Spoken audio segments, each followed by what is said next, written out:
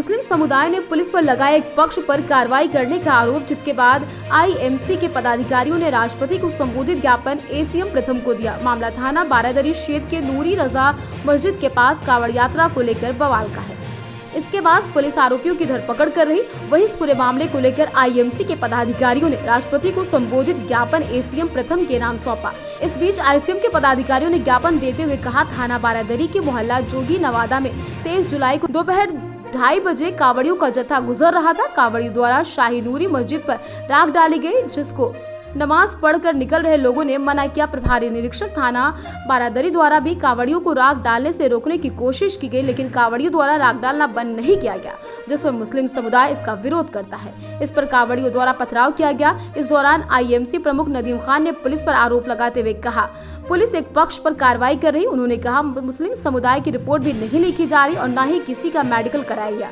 इसमें जाहिद नाम के शख्स ने थाने में चोटिल अवस्था में पहुंचकर रिपोर्ट लिखाने की गुजारिश की, लेकिन थाना बारादरी पुलिस द्वारा इसकी रिपोर्ट ना लिखकर उसे थाने में बिठा लिया गया और पुलिस ने अभी तक कार्रवाई नहीं की। आज इत्तेहाद मिल्लत काउंसिल के कार्यकर्ता मेरी सरपरस्ती और नदीम खान जो मंडल अध्यक्ष हैं, उनके नेतृत्व में मौलाना तौकीर रजा खान के आह्वान पर ज्ञापन देने आए हैं। और ज्ञापन में हमने खास तौर से बातें रखी हैं। उस सबसे बड़ा मुद्दा एक है, पिछले वर्षों थाना बारादरी के अंदर दोनों पक्ष, यूँ कि कई बार ये वहाँ पर विवाद हो चुका है। पिछले वर्षों में थाना बारादरी के अंदर दोनों पक्षों के बीच एक समझौता हुआ। समझौता ये हुआ कि कांवड़ के जत्थे जुलूस की शक्ल में, एकदम भीड़ की शक्ल में नहीं जाएंगे। जब शाही नूरी मस्जिद आएगी, उसकी 300 मीटर की परिधि में 10-10 लोग एक ग्रुप में जाएंगे, शांतिपूर्ण तरीके से, कोई नारा नहीं होगा, खामोशी से पास हो जाएंगे। अब क्या थाना बारादरी पुलिस की जिम्मेदारी नहीं थी कि उस जो समझौता हुआ उसका उल्लंघन कर रहे हैं, उनके खिलाफ कार्रवाई होना चाहिए, जब एक समझौता हो चुका? पहली बात। दूसरी बात, जब थाना पुलिस को यह मालूम था कि यहाँ अक्सर विवाद होता रहता है, तो जो धार्मिक स्थल रास्ते में पड़ते उनकी सेफ्टी क्यों नहीं की गई? अगर उस मस्जिद की सेफ्टी हो जाती, वो राख और रंग उस पर नहीं पड़ते, तो क्या ये विवाद होता? हरगिज नहीं होता। तो ये जिम्मेदारी किसकी है? पहली बात। दूसरी बात ये है कि जब पुलिस अधिकारी ये बयान दे रहे हैं और प्रशासन भी ये कह रहा है कि पथराव दोनों तरफ से हुआ, तो मुकदमा एक तरफ से क्यों, दूसरी तरफ से क्यों नहीं हुआ? एक तरफ के लोगों को तुमने बुलाया, मैंने शांति के लिए भाई निकलवा दो, अभी नदीम खान को पुलिस बुलाए कि भाई जरा शांति के लिए निकलवा दो, और जब कोई मामला बिगड़ गया तो नदीम खान को गिरफ्तार कर लो। ये कहाँ का इंसाफ है? उस्मान को इसी तरीके से बुलाया गया, उसको गिरफ्तार कर लिया गया, ये कौन सा इंसाफ है? मैं ये पूछना चाहता हूँ, अगर आपने इधर से हमारे खिलाफ मुकदमा लिखा तो खिलाफ उनके भी मुकदमा लिखना चाहिए। जो जीप किसने तोड़ी, पुलिस से धक्का मुक्की किसने की, उस समझौते का उल्लंघन किसने किया, ये सब जांच का विषय है। उनके खिलाफ मुकदमा लिखे। अगर पुलिस ने द्वारा इस वक्त भी टार्चर किया जा रहा है, वो टार्चर बंद नहीं किया गया, उनके खिलाफ मुकदमा नहीं लिखा गया, फिर मौलाना तौकीर रजा खान पुलिस पहुंच रही है वहाँ हो रही है, और अगर नहीं किया गया तो मौलाना तौकीर रजा का जो निर्देश देंगे, धरने का देंगे, सबको बताने का देंगे, जेल भरो आंदोलन का देंगे, हम इसके लिए तैयार हैं। क्या नाम है आपका? मेरा नाम अनीस सकलेनी है, मैं वार्ड नंबर 62 से पार्षद हूँ।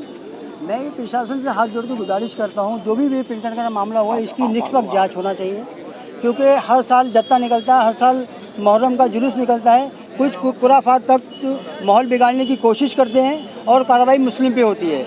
मैं ये कहना संदेश देना चाहता हूँ अपनी आवाम को और प्रशासन को कि ये जो कार्रवाई एक तरफा हो रही है, ये एक तरफा ना होए। जो भी गाइडलाइन है, जो पहले से रूट बने चले आ रहे हैं, उसी पे ही कांवड़ यात्रा निकले, उसी गाइडलाइन पे सब कार्य हों।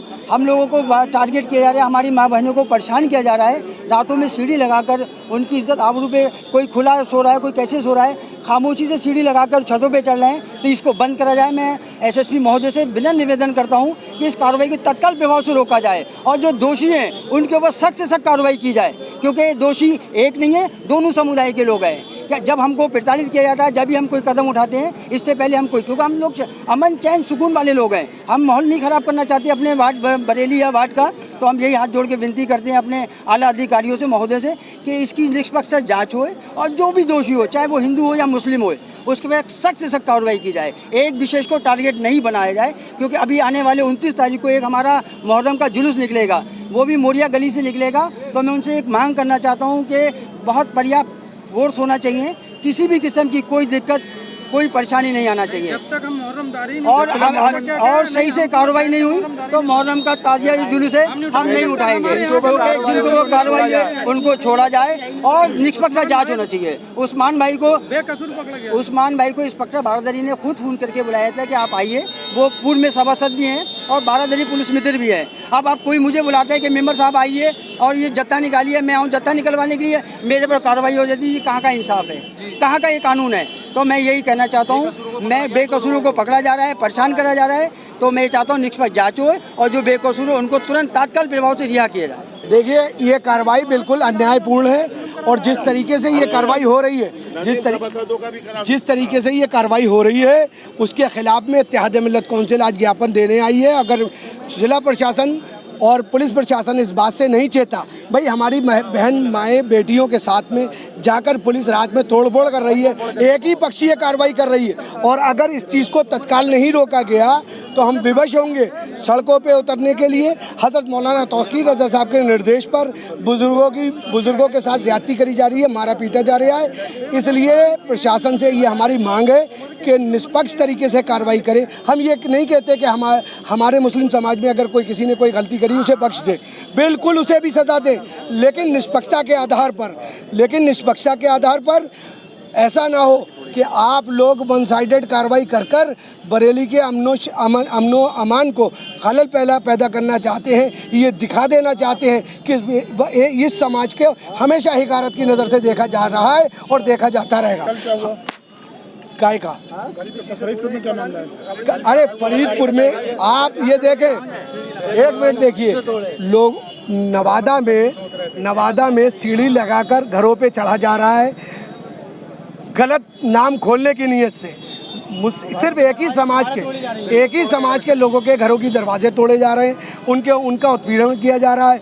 मैं ये बता देना चाहता हूँ जिला प्रशासन से कि खुदा के वास्ते निष्पक्षता के आधार पर कार्रवाई करे। अगर इस तरीके की कार्रवाई तत्काल नहीं रोकी गई तो इत्तेहाद मिल्लत कौंसिल के राष्ट्रीय अध्यक्ष हज़रत मौलाना तौकीर रज़ा साहब के निर्देश पर तमाम आवाम सड़कों पर उतरेगी, जेल भरो आंदोलन चलाएगी। इस तरीके के बनाए हुए रास्तों को जो बना रहा है पुलिस प्रशासन, उसके खिलाफ एहतजाज करेगी। खेमू नगला का एक मामला है फरीदपुर थाना अंतर्गत। मैं आपको बताऊं, वहाँ पर 16 साल से नमाज होती चली आई है। जुल्म की इंतहा ये है कि किसी व्यक्ति द्वारा फरीदपुर के सीओ और फरीदपुर के इंस्पेक्टर को फ़ोन किया गया कि यहाँ नमाज नई परंपरा है, जबकि 2011 से वहाँ पर नमाज होती चली आ रही है। फरीदपुर इंस्पेक्टर पुलिस और सीओ साहब पुलिस को लेकर वहाँ पहुँचे, वहाँ नमाज रुकवा दी गई। मेरी ज़िले के कप्तान साहब से विनम्र निवेदन है कि उस प्रकरण की जांच कराकर जैसी नमाज हो रही है वहाँ पर नमाज वैसे ही होने दी जाए।